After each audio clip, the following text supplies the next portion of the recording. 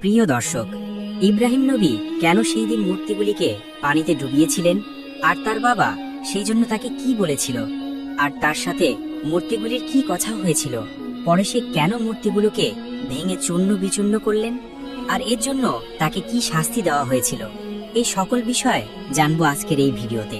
তাহলে চলুন শুরু করি আজকের ভিডিও।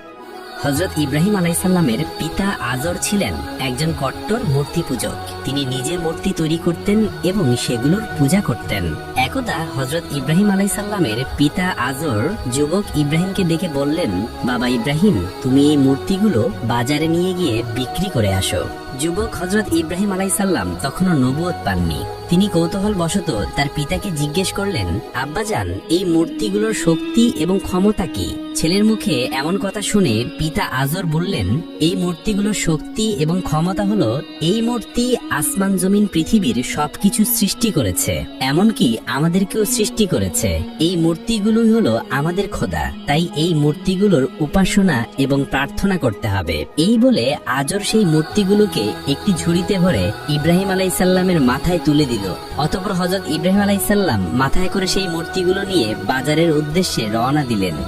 মধ্যে রাস্তায় যুবক ইব্রাহিম আলাইসাল্লামের প্রস্রাবের তলব হলো, তাই হযরত ইব্রাহিম আলাইসাল্লাম মাথা থেকে ঝুড়িটি নামিয়ে রাস্তায় এক পাশে রেখে প্রস্রাব করতে গেলেন এবং কিছু সময় পর ফিরে এসে তিনি দেখেন যে মূর্তিগুলোর শরীর পানিতে ভেজা।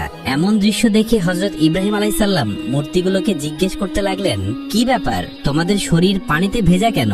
কিন্তু মূর্তিগুলো তার কোনো উত্তর দিল না। কিছুক্ষণ পর হযরত ইব্রাহিম আলাইসাল্লাম খেয়াল করে দেখলেন যে তার পাশে একটা কুকুর দাঁড়িয়ে রয়েছে এবং তখনও সেই কুকুরের নিচ দিয়ে টপ টপ করে পানি পড়ছে। এই দৃশ্য দেখে হযরত ইব্রাহিম আলাইসাল্লামের বুঝতে আর বাকি রইল না যে এই কুকুর প্রস্রাব করে এই মূর্তিগুলোর শরীর ভিজিয়ে দিয়েছে। অতঃপর হযরত ইব্রাহিম আলাইসাল্লাম এবার রাগান্বিত কণ্ঠে চিৎকার করে বলতে লাগলেন, কি ব্যাপার, তোমরা নাকি খোদা? এই সুন্দর আকাশ জমিন সবকিছু সৃষ্টি করেছ, মানুষকে সৃষ্টি করেছ, তাহলে এই সামান্য কুকুরের হাত থেকে তোমরা নিজেকে রক্ষা করতে পারলে না কেন? কুকুর যখন তোমাদের শরীরে প্রস্রাব করছিল তখন তোমরা এখান থেকে দৌড় দিলে না কেন? অথবা কুকুরকে তাড়িয়ে দিলে না কেন? তোমরা কেমন খোদা, তোমরা নিজেই রক্ষা করতে পারো না? এই বলে হযরত ইব্রাহিম আলাইসাল্লাম রাগান্বিত অবস্থায় মূর্তির ঝুড়িটা নদীতে নিয়ে গিয়ে ফেলে দিল এবং মূর্তিগুলোকে নদীর পানিতে চুবিয়ে চুবিয়ে গোসল করে তাদেরকে সারিবদ্ধভাবে দাঁড় করালো। এরপর হযরত ইব্রাহিম আলাইসাল্লাম সেই মূর্তিগুলোকে বলতে লাগলেন, তোমরা যদি সত্যি খোদা হয়ে থাকো তাহলে এখান থেকে বাজার পর্যন্ত তোমরা হেঁটে হেঁটে যাবে, আমি সামনে হেঁটে যাব আর তোমরা আমার পেছনে পেছনে হেঁটে যাবে। এ বলে হযরত ইব্রাহিম আলাইসাল্লাম হাঁটা শুরু করলেন। কিন্তু কয়েক কদম হাঁটার পর তিনি পেছনে তাকিয়ে দেখেন যে মূর্তিগুলো সে আগের জায়গায় দাঁড়িয়ে আছে। হযরত ইব্রাহিম আলাইসাল্লাম এবার আরো রাগান্বিত অবস্থায় তাদের বলতে লাগলেন, তোমরা কিসের খোদা? তোমরা এত সুন্দর মানুষ সৃষ্টি করেছো, জমিন সৃষ্টি করেছো, আসমান সৃষ্টি করেছো, তাহলে তোমরা নিজে নিজে হাঁটতে পারো না কেন? তোমাদেরকে আমি কিচ্ছুতেই খোদা বলে স্বীকার করি না। অতঃপর হযরত ইব্রাহিম আলাইসাল্লাম এবার একটি রশি বের করলেন এবং সবগুলো মূর্তির কোমরে রশি বাঁধলেন। রশির একটি দিক নিজের হাতে রেখে টান দিয়ে বাজারের দিকে সেই মূর্তিগুলোকে টেনে হেঁচড়ে নিয়ে যেতে শুরু করলেন। বেশ কিছুক্ষণ পর বাজারে পৌঁছে তিনি দেখেন যে মূর্তিগুলোর অবস্থা খুবই বেহাল, কোনোটার হাত নেই, কোনোটার পা নেই, কোনোটার মাথা নেই। তারপরে তিনি সেই মূর্তিগুলো বিক্রি করার জন্য বসলেন। কিন্তু দীর্ঘক্ষণ বাজারে বসে থাকার পরও তার একটি মূর্তিও বিক্রি হলো না, কারণ মূর্তিগুলো ছিল ভাঙা, আর ভাঙা মূর্তি কে বা কিনবে? অবশেষে হযরত ইব্রাহিম আলাইহিস সালাম সে মূর্তিগুলোকে ঝুলিতে ভরে বাড়ির দিকে রওনা দিলেন। বাড়িতে পৌঁছার পর তার পিতা আজর তাকে জিজ্ঞেস করলো, কি ব্যাপার, তুমি তো একটি মূর্তিও বিক্রি করতে পারোনি? পিতার কথা শুনে হযরত ইব্রাহিম আলাইহিস সালাম বললেন, মূর্তি কি করে বিক্রি হবে? এই ভাঙা মূর্তি কেউ কি আর বাজারে কিনবে? তখন আজর তাকে বলল, মূর্তি ভাঙা কেন? তুমি তো ভালো মূর্তি বাড়ি থেকে নিয়ে গেছো। হযরত ইব্রাহিম আলাইহিস সালাম তখন বললেন, আমি যখন এই মূর্তিগুলোকে বাজারে নিয়ে যাচ্ছিলাম তখন আমার মাথার উপরে রাখা ঝুড়িতে এই মূর্তিগুলো মারামারি শুরু করে দিয়েছিল। একজন মূর্তি বলতে লাগলো, আমার শক্তি বেশি, অপর আরেকজন বলতে লাগলো, আমার শক্তি বেশি। তারা এভাবে নিজেদের মধ্যে ক্ষমতা এবং আধিপত্য বিস্তারের জন্য মারামারি শুরু করল। মারামারি করতে গিয়ে সকলের হাত পা মাথা ভেঙে গিয়েছে, তাই ভাঙা মূর্তি তো বাজারে কেউ কিনবে না। অতঃপর ইব্রাহিম আলাইহিস সালামের কথা শুনে আজর বলল, ইব্রাহিম, তুমি কি আমাকে বোকা পেয়েছ? এই মূর্তিগুলো কি করে নিজেদের মধ্যে মারামারি করতে পারে? তাদের তো মারামারি করার কোনো ক্ষমতা নেই, তাদের তো শরীরে কোনো শক্তি নেই। তখন হযরত ইব্রাহিম আলাইহিস সালাম বললেন, আব্বাজান, এই মূর্তির শরীরে যদি কোনো শক্তি না থাকে নিজেকে হেফাজত করার মতো যদি ক্ষমতা না থাকে, তাহলে এই মূর্তি কি করে এত সুন্দর আসমান জমিন সৃষ্টি করেছে? তাহলে এই মূর্তি কি করে মানুষের খোদা হতে পারে? আপনি কেন এই মূর্তিকে খোদা মানেন এবং এই মূর্তির উপাসনা করেন? হযরত ইব্রাহিম আলাইহিস সালামের মুখে এরকম যুক্তি শোনার পর আজর কোনো উত্তর দিতে পারল না। তাই আজর চুপ হয়ে সেখান থেকে চলে গেল। হযরত ইব্রাহিম আলাইহিস সালাম প্রকৃত রবের সন্ধানে নিজেকে আত্মনিয়োগ করেছিলেন। এত সুন্দর পৃথিবীকে সৃষ্টি করেছে, এত সুন্দর মানুষকে সুন্দর করে কে বানিয়েছে, সেই সুন্দর সৃষ্টির স্রষ্টাকে খুঁজে পাওয়ার জন্য হযরত ইব্রাহিম আলাইহিস সালাম মরিয়া হয়ে উঠেছিলেন। অতঃপর একদিন হযরত ইব্রাহিম আলাইহিস সালামের কাছে গ্রামের লোকজন এসে বলল, ইব্রাহিম, আমাদের গ্রামের মধ্যে অনেক বড় মেলার আয়োজন করা হয়েছে। গ্রামের প্রতিটা লোকই সে মেলায় অংশগ্রহণ করবে, তোমাকেও সেই মেলায় যেতে হবে। তাদের কথা শুনে হযরত ইব্রাহিম আলাইহিস সালাম বললেন, আমি অসুস্থ, তাই আমি মেলায় যাব না, তোমরা যাও। হযরত ইব্রাহিম আলাইহিস সালাম শারীরিকভাবে যদিও সুস্থ ছিলেন, রবের সন্ধান পাওয়ার জন্য কিন্তু তিনি মানসিকভাবে অত্যন্ত হতাশ এবং পেরেশান ছিলেন। তখন গ্রামের লোকজন বলল, ঠিক আছে ইব্রাহিম, তুমি যখন মেলায় যাবে না, তাহলে তুমি আমাদের এই মূর্তির ঘরের মূর্তিগুলোকে পাহারা দিও। আমরা মেলা থেকে সকলে 3 দিন পরে ফিরব।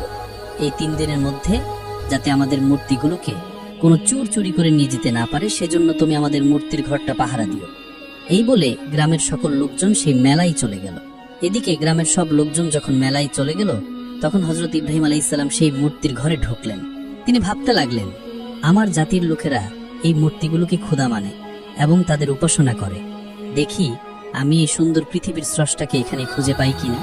হযরত ইব্রাহিম আলাইহিস সালাম সেই মূর্তির ঘরে ঢুকে দেখেন সেখানে শত শত মূর্তি রাখা আছে, কোনোটা ছোট, কোনোটা বড়, এবং কোনোটার আকৃতি এত বিশাল যা দেখে হযরত ইব্রাহিম আলাইহিস সালাম অত্যন্ত অবাক হয়ে গেলেন।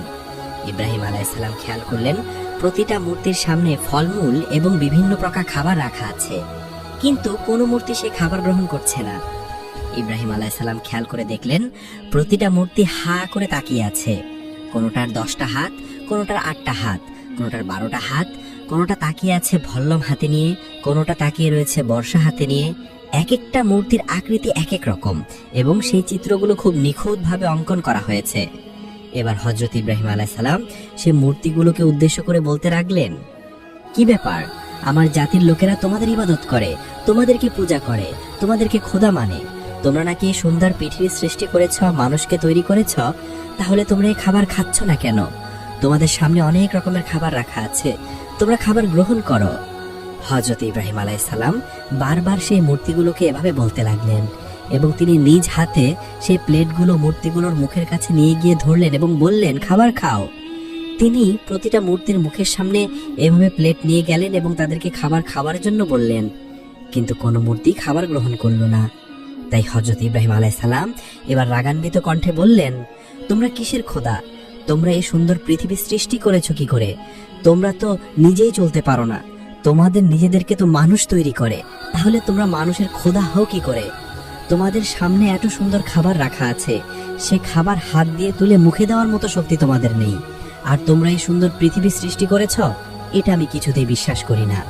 এই বলে হযরত ইব্রাহিম আলাইহিস সালাম একটা কোঠার দিয়ে মূর্তিগুলোকে ভাঙতে লাগলেন এবং শত শত মূর্তি তিনি ভেঙে গুঁড়িয়ে দিলেন এবং সেখানে সবচেয়ে বড় যে মূর্তিটা ছিল সেই মূর্তির ঘাড়ে তিনি কোঠারটা রাখলেন এবং সেখান থেকে চলে গেলেন।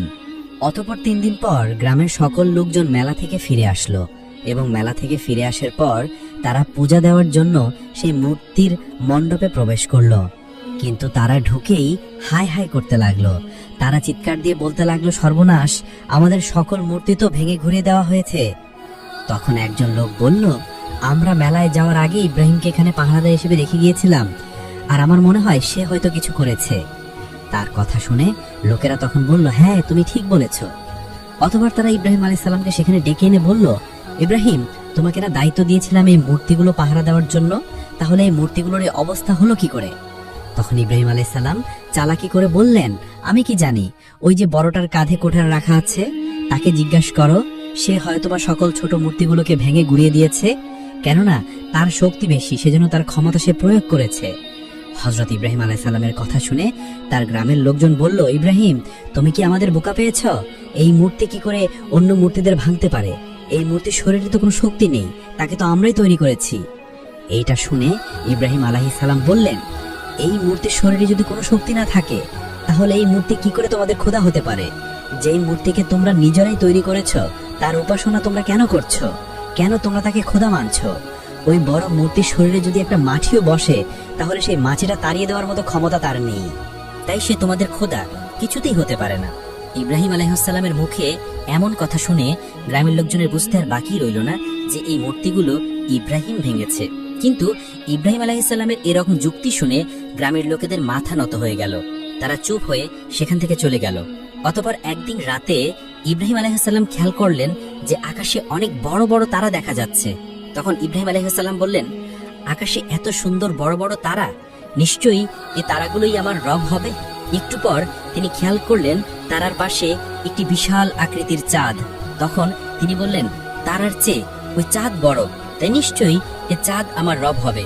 অতঃপর পরদিন শুভে সাদিকের সময় সে তারা এবং চাঁদ সব ডুবে গেল।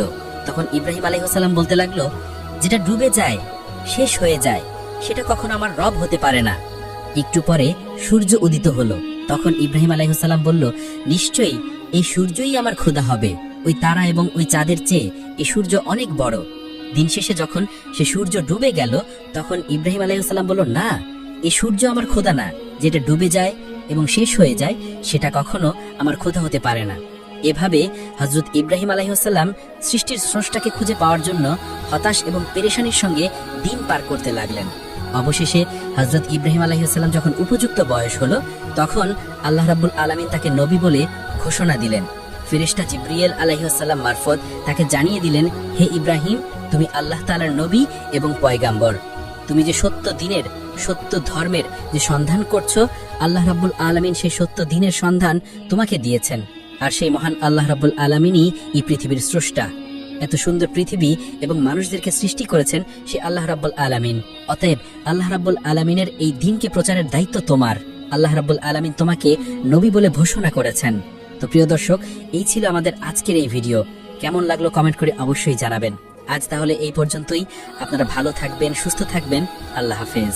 ভিডিওটি ভালো লেগে থাকলে লাইক দিন, শেয়ার করুন আর নতুন ইসলামিক ভিডিও পেতে চ্যানেলটি সাবস্ক্রাইব করুন। ধন্যবাদ। আল্লাহ হাফেজ।